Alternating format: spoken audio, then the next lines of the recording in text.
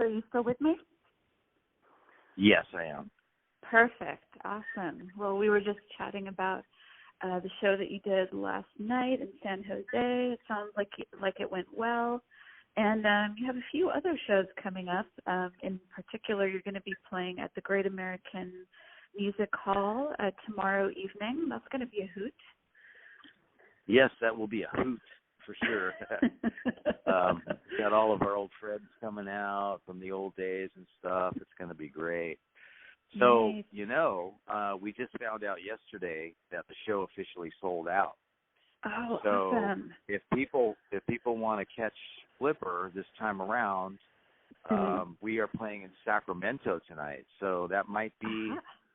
We did San Jose last night. That's over and done. So anybody who wants to come see us might have to make the trip up to Sacramento. Gotcha. And so it's not we're playing a at the Blue Lamp. We're playing at the Blue Lamp in Sacramento. Sacramento's 90 miles from San Francisco, Oakland, Berkeley. Yeah. And if you leave early enough, you can beat the traffic. And what time is this going to air? Tomorrow. Oh, tomorrow. Oh, shoot. Yeah. All right. Well, never mind. No worries. No worries. They can,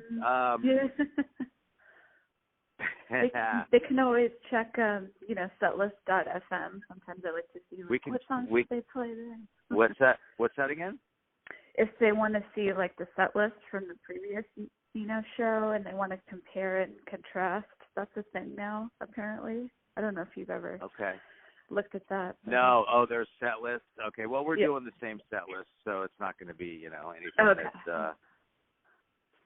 But anyway, let me just tell you how things have been going. Things have been going great. The anniversary tour has been going just amazingly well, and all the shows have been really, really well attended. Some of them have been sold out. Others are just, pretty packed and well attended. And the crowds are more enthusiastic than ever. Tons of people are coming out that have never had a chance to see us before. And we're making tons of great friends across the country, new friends, seeing old friends. It's been great. The San Francisco show is going to be incredible, and we are really excited for that one. Of course, lots of our friends are coming out and stuff, and it's the hometown show, and so it's going to be great. Right on. And the next, and Frightwig, who actually came into the studio a few weeks ago, they're going to be opening. And how did that come into fruition? Well, Frightwig, actually, when I started this particular show together and I started thinking about support bands and who to play with, Frightwig was kind of the first band that came to mind. Wanted to pull them back in, and because we used to play with them back in the 80s and whatnot, and, they were always a really fun, cool band. And our bass player, Rachel, used to be with them, and so there's all those connections. And Deanna and myself have been talking about trying to put a show together with both of us for a while now, for a couple of years. And,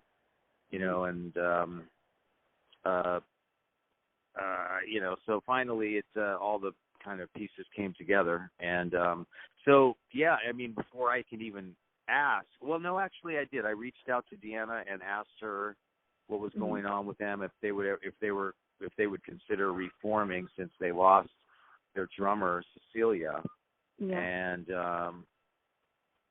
Cecilia passed away, I guess, a couple of years ago. And anyway, I asked her, and she said, "Oh yeah, we're talking about that now." So anyway, it all came together, and then of course our friend Jimmy Crucifix from formerly of Crucifix, and the next was a band that he had before Crucifix.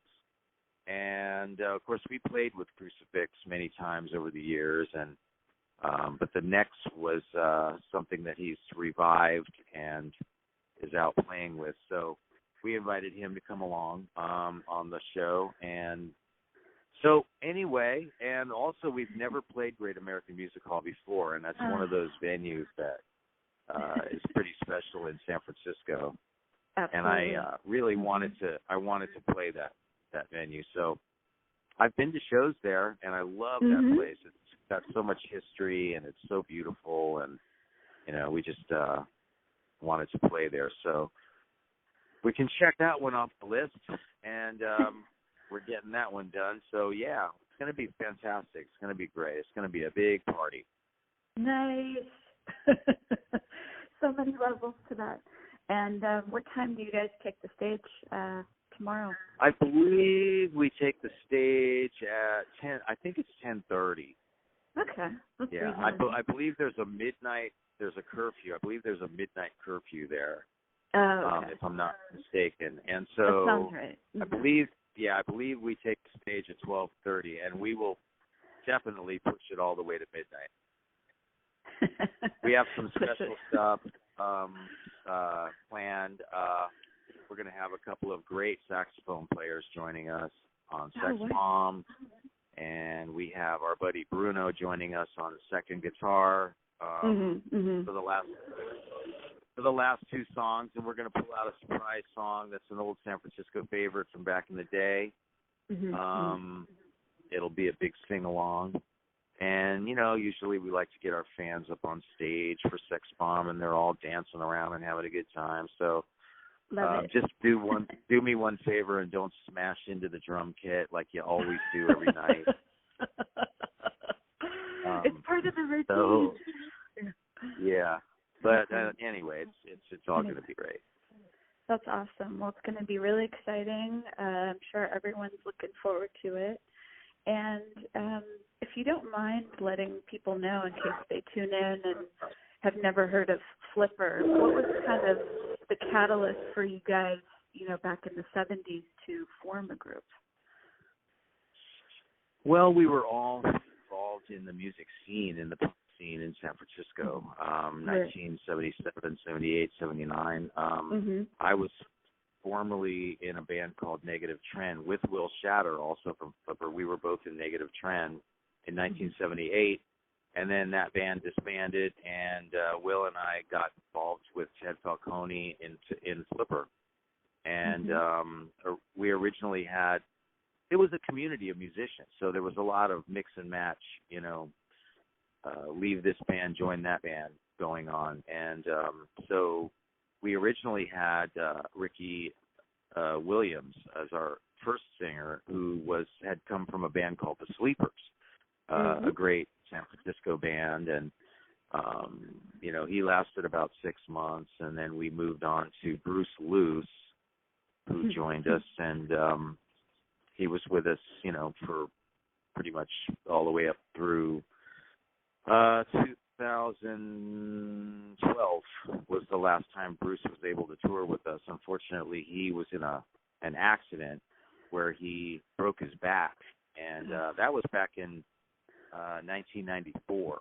And it took him 10 years to recover to the point where he could perform with us again. And we got together with him again in 2005, and we worked with him through 2012, but his back just became worse and worse with, flopping around on stage and all that. So he had to kind of retire 2012 when we brought David Yao into the mix in 2015, and we did about 13 shows with him back then, and then fast forward to now, 2019, and we're going to be working with him throughout the year, doing these 40-year anniversary shows across the country, and we're going to Europe in August. So we're out there celebrating the music, the anniversary, the legacy, the legends, and playing the music for the folks. Yeah. And 40 years is definitely an achievement just right there. Yeah, it's an achievement. It's an achievement to be alive at our age, and we've lost so many friends and family and people and all that. And those of us that are still here, we need to get out and have fun and celebrate and go see bands and listen to music and enjoy whatever we've got left. So that's what we're doing. And do you think punk is more relevant today than it was 40 years ago? I think it's, I don't know if it's more relevant. It was certainly relevant back then, and it is certainly relevant today. And especially the old school punk, so to speak, quote unquote, is relevant because it was so authentic. And over the years and decades, there's been so many copycats and so many, not really authentic, bands, people trying to sound like everybody else and that kind of thing is just not really authentic or original. In the early days of punk, everything and everybody was just original and authentic in what they were doing, and no one ever set out to sound like any particular style or any other band. And I'm not really, I don't, care much for bands who set out to sound like somebody or sound like a style or fit into a genre. Usually they're just not that good. So, we were sort of creators of a genre in all the different bands out of San Francisco. We were certainly creators of our own sort of scene, and everybody was very different, unique, creative, eclectic. It was quite a variety of different bands and sounds in San Francisco back in 77, 78, 79. Great bands, the Avengers, the Dead Kennedys, the Mutants, the Sleepers, many, many others. We were very fortunate to have so many great bands, and we were fortunate to have the Mabuhay Gardens back in the 80s and the On Broadway above the Mabuhay. That was our big clubhouse where we could play and hang out and meet with our friends and have a good time, and it was those were great days, very creative, productive days, and so we were fortunate. San Francisco was a great place to grow up. There was music all around us and a history of music from back in the 50s and 60s, and and then in the 70s we kind of, I think, rescued the music scene from what had become known as the corporate rock world. Prog rock. And all of that kind of stuff, or whatever.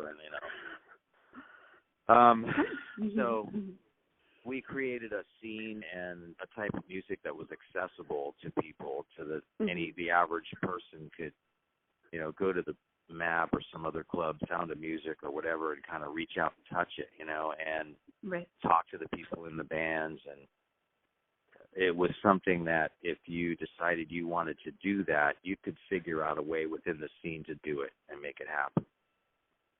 DIY. There's still little pieces of that. Yeah. Around. I suppose. I hope. Yes. Got to grab onto it while we can. And for sure. Where do you see the band going in the future, in the next couple of years? Well, I don't know. I'd like to continue on at least through the end of next year. I mean, I'd like to do that. We'll see. The current lineup we're playing with in the States is going really well. There's plans in the works we're going to be touring through December, and we're going to Europe in August, and we'll see what happens. Europe's going to be a tough one. We're playing almost every night, so we got to survive that one. And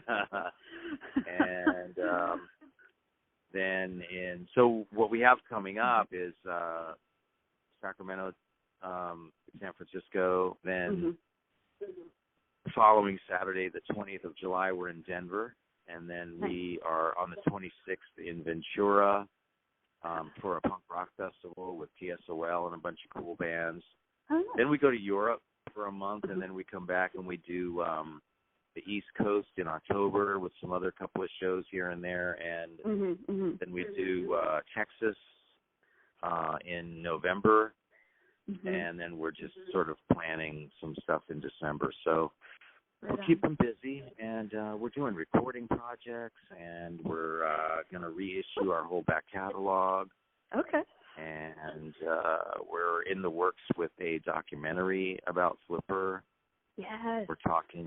I'm in talks with a couple of different people about doing books. So we're busy and getting busier as the days go on. Yeah. No, it's really great to hear about the documentary, because I think that'll be important for, people like me, people who are younger, who don't necessarily know everything. And it's like, they did that. So, anything kind of possible. Exactly. And then having a record of that history, because you think you know everything with the internet, but then you don't really know unless you get it from the source. Right. I'm getting into music documentaries, and there's a lot of good ones this year, for sure. Yeah, there are a lot of good ones, and it's a necessity, to be able to. Mm-hmm. I mean, the kids coming up can watch these documentaries and learn, and they can learn a lot of lessons and get the stories behind the bands they love and whatnot. So, documentaries are an important thing. Mm-hmm. And where can people find out more about you guys online? Is the Facebook page the best place? Right now we're going to rebuild our website, but right now people can find us on Facebook at, we have a Flipper page, which is just Flipper. We have another page called Flipper 1979, and we have a fan page called Flipper Appreciation Party. And you people can follow us and what we're up to on any and all of those three pages. So we have an Instagram, which is Flipper_official at Instagram. Mm-hmm. And we also have a Twitter page, which is I'm spacing on that, but you do a search and find the Flipper Twitter page. Yeah. Yeah, it's hard to remember all the handles. I think it's Flipper Rules. The Twitter page is Flipper Rules or Flipper Rules OK or something like that. Flipper Rules, I think it is. That's awesome.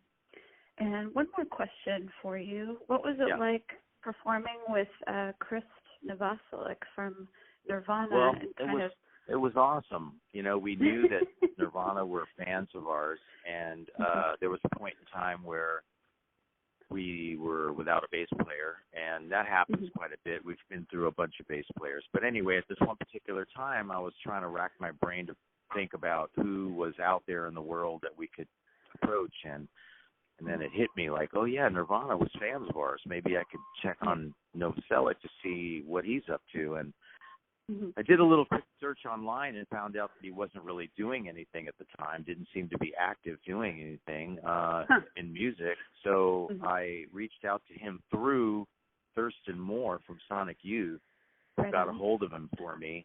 And turns out he said he would be interested in doing some stuff with us. So we got him on board, and we went and did a tour of UK, Ireland, and we did shows in the States, and we ended up recording a couple of albums with him, a studio record and a live record, and he was with us for 2 years, and then he parted ways, and we ended up getting Rachel, our current bass player, in the band, and we did some touring with her in 2009, 2012, and then she left, and we had our friend Bruno come on board, and we did some stuff with him in 2015, and then he left, and now we've got Rachel back, so it's kind of musical chairs in Flipper with bass players. So, but anyway, it's all good, So right on. It's all part of and the we've got Mike Watt actually coming on board on bass. He's going to be joining us for the Mike Watt will be joining us for the European tour on bass guitar. That'll be fun. Yeah. Yeah, I've seen him. Gosh, it's been years, but who hasn't seen him? He's all over the place. He's in a million bands, playing every night, everywhere. Right. Just all over the damn place. All over the damn planet. Well, it was great to speak with you, and excited. Awesome. Thank you very much for your show tomorrow. Cool. Thank you. And we'll see everybody in San Francisco at the Great American Music Hall Saturday night. And congrats on the 40th anniversary as well. Thank you so much. Yeah, awesome. All right. Well, we'll talk to you next time. Thank you again. Okay. Have a good one. Okay. Thank you. Bye-bye. Take care. Okay. Bye-bye.